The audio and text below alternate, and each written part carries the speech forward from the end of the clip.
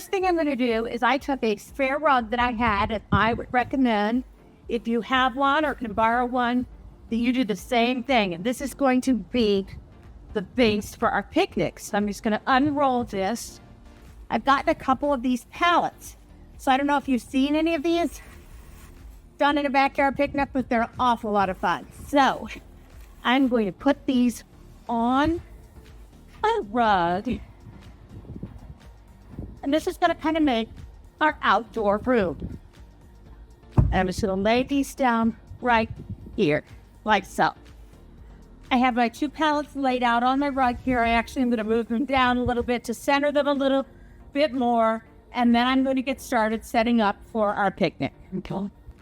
My backyard goes downhill a little bit, so I've taken a couple of containers because I want these to be even so that people can dine on them. So I'm going to put one there and one right here.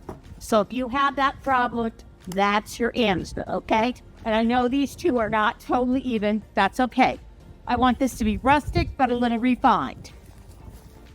Obviously, pallets don't make a great tabletop.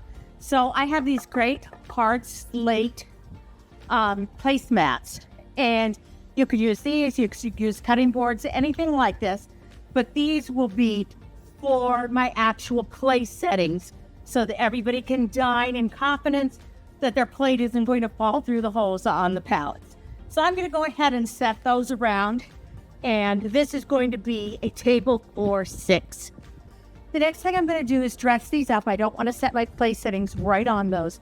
So I'm going to use these kind of rather bohemian looking blue and different natural fiber placemats on top of my slate, just like so. Keeping with the bohemian flair, I'm just going to use these reed wrapped glasses. I'm going to add those to each place setting, like so. Okay. I'm going to use my pretty Lennox plates, just a basic white plate. For these, again, this is casual, a little bit bohemian, and I'm going to put these around. And then for flatware, I'm going to use these wooden handled flatware, and I'm going to use just a knife and a fork, something very simple for this place set. Okay, for when I'm going really casual, all I want to do with my cloth napkins is gather them in the middle and just like so, and just tie them in a knot. And also, like right now, it's a little windy out here. They're not going to blow too much. And I'm just going to toss those right in the middle of each one of my plates, and that picks up on the same blue theme. I have a collection of glass bottles that I picked up. So I just took battery lights like so and fed them right down inside my jars. Just push those right down inside your jars, and they will add a nice glow to your tabletop. And I didn't worry about having jars that were big enough to put the entire battery pack inside, because on the pallet, I can set these right here and just let the wire go right down underneath the pallet. So I'm going to add those all along the tape. I have my jars all lit up and all the way down the middle of our table. And I just went to my closet and grabbed a couple of scarves. And I'm just kind of weave those in between my jars for just a little bit more, maybe refined look. Just grabbed a couple of blue ones to, again, there we go. And that's all I had to do. Oh, I have to add cushions. Where are people going to sit? Fortunately, my house, I have all kinds of blue cushions. So I am going to add all kinds of blue cushion to our setting so everybody can get really comfy here. And we're just going to have a wonderful, romantic summertime evening picnic right out here in the backyard. But I wanted to show you how easy and how fun it is. If you have a source, if you can find a couple of pallets, even if you can just borrow them, to put together this kind of a fun backyard pallet picnic. I wanted to create this built-in bench seating, and seeing some wood pallets gave me an idea. The first thing I did was mark a line with a Sharpie where the back of the bench and the seat part would connect. This way I could be sure not to put padding in that area. Next, I cut my materials. I measured the width of the boards and cut my materials at least twice as wide.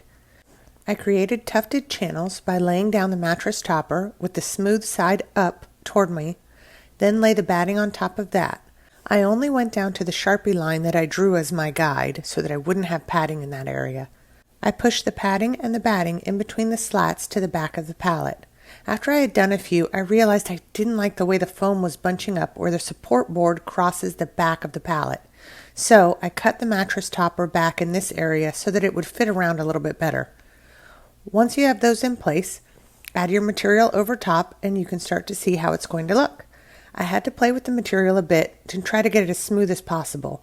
While I loved the look and feel of this fabric, if I were to do it again, I would definitely choose a stiffer, thicker fabric. I secured the fabric at the bottom where my Sharpie drawn line was. Now I lifted my pallet and started securing things in the back. I wasn't worried about the look of the back since I was going to mount this whole bench to my wall and the back wasn't going to be visible anyways. I secured the fabric to the back using my staple gun, being careful not to pull it tight. Sometimes when I pulled it too tight, I created visible gaps between the tufted channels and I had to go back and correct those. So I wanted to wrap around gently so that the channels were touching. At the top, I secured the fabric as well. This gets covered later, but it was important to stay consistent with how I secured it. I tried to create little folds in mine and remained consistent with that all along the top. For the edge piece, I wrapped it around and secured it in place, and I played with the top material a bit so that I could secure it in a way that I felt looked nice. I found that folding and stapling it created a nice pattern around the top. Now, for the bench. I cut my second pallet in half lengthwise. Then I cut the mattress topper, batting, and fabric to size. Looking back, I would have used more padding here on the bench, probably 3 times as much as I did here. I secured everything in place and then flipped it over to work on the bottom. At this point, I realized that I had to remove a broken board, and I chose to reinforce the sides of my bench with 1x4s on both sides. This also gave me something to adhere to. For the legs, I just used leftover wood, joined them together, and then secured them to the bench. Now it was time to put it together. It was much heavier than I originally anticipated, so I needed some help. Once the bench and backing were secured, I could see how tall this would be. Now I could start working on finishing the top.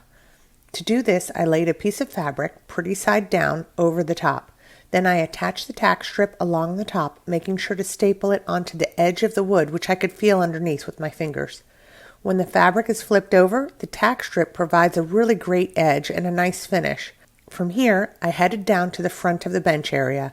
I added a 1x4 along the bottom of the bench. Again, I added mattress topper and secured that in place. Then I added the fabric and tack strip along the top. It's important to make sure to secure it above the foam so that the foam doesn't poke out when you flip the fabric back over. I wrapped the fabric along to the side and secured it in place. Then I added fabric, again with the tack strip underneath, to the sides of the bench. This took some maneuvering, but it worked out after I played with it a bit. It still needed some smoothing out, but it was coming along well. Now that the bench seat allowed us to move the dining area toward the wall, we moved the light fixture, and once the furniture was added in the space, the bench seat really served its purpose and was nice and tall along the wall. This was a fun challenge to take on, and while I would use different fabric and more padding on the seat if I were to do it again, it definitely worked for us.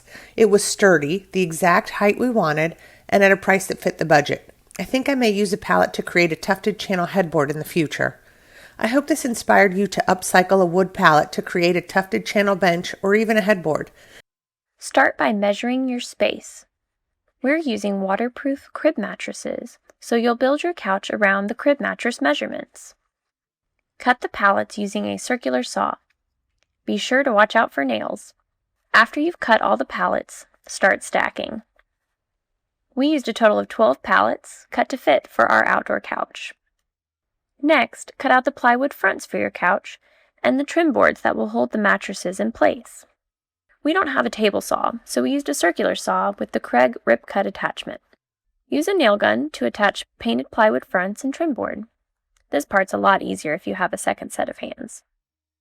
Now that the couch is assembled, you can add the crib mattresses. Ours were shipped covered in plastic, so we left that on to make them extra waterproof. Cover the mattresses with fitted sheets. These are inexpensive and easy to throw in the washing machine. Lastly, decorate with throw pillows and enjoy with your favorite furry friend.